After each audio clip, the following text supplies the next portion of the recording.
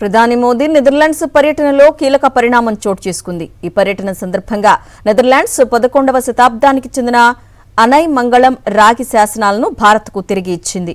ఇది ఒక ముఖ్యమైన సాంస్కృతిక పరిణామంగా ఇరు దేశాలు అభివర్ణించాయి.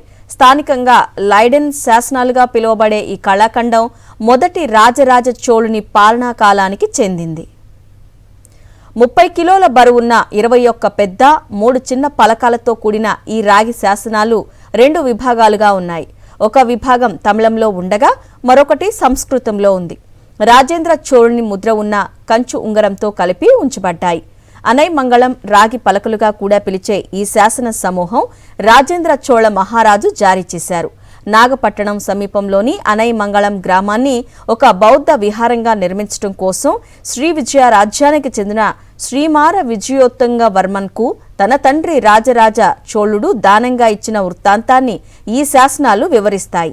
మధ్యయుగ కాలంలో దక్షిణ భారతదేశం ఆగ్నేసియా మధ్య జరిగిన సముద్ర వాణిజ్యం, సాంస్కృతిక మార్పిడి, మత బాహుళ్యానికి సంబంధించిన కీలకమైన ఆధారాలుగా చరిత్రకారులు ఈ రాగి శాసనాలను పరిగణిస్తారు.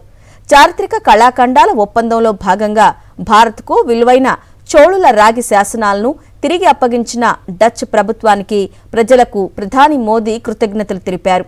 ఈ రాజశాసనంలో 21 రాగి ఫలకాలతో ఇది నెదర్లాండ్స్లోని లైడెన్ విశ్వవిద్యాలయంలో భద్రపరచబడింది. ఈ ఫలకాలను దేశానికి తిరిగి తీసుకురావడానికి భారత ప్రభుత్వం కొన్ని సంవత్సరాల క్రితం ద్వైపాక్షిక చర్చలను ప్రారంభించింది.